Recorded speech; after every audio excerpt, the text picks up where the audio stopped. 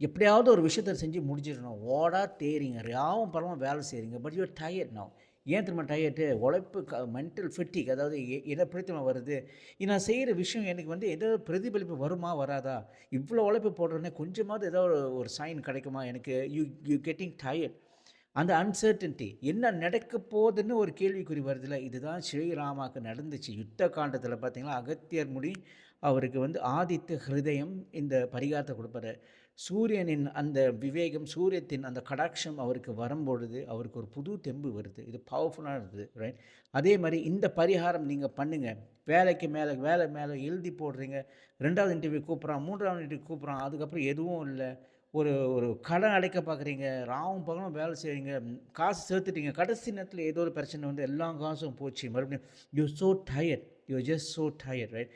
அதுக்கு எப்படி ராமர் வந்து கேள்விக்குறி இருந்துச்சு, என்ன பண்ண போறாரு தெரியாது. அதுக்கப்புறம் ஆதித்த ஹிருதயத்தை படிச்சு அந்த, அதாவது அந்த போர்ல வெற்றி அடைஞ்சது வந்து ஒரு பெரிய பங்கு வந்து இந்த ஆதித்ய ஹிருதயத்துல இருக்கு. 5000 வருஷத்துக்கு முன்ன எழுதி வச்சுட்டாங்க. இது நெறைய பேருக்கு அந்த பரிகாரம் குடுத்துருக்கேன். என் வாழ்க்கையில கூட நெறைய நான் பாய்ச்சிருக்கேன். இப்ப கூட நான் பாய்ச்சி கொண்டு தான் இருக்கேன். நீங்க செய்ய வேண்டியதெல்லாம் காலையில சூரிய பகவான பார்த்து இந்த ஆதித்ய ஹிருதயத்த கேளுங்க. முடிஞ்சா if you can memorise is better. இல்லன்னா கேளுங்க. வாழ்க்கையில கண்டிப்பா தெளிவு வரும். முக்கியமா தன்னம்பிக்கை உயரும். தன்னம்பிக்கை உயர்ந்தாலே நம்ம வாழ்க்கையில வெற்றி தாங்க.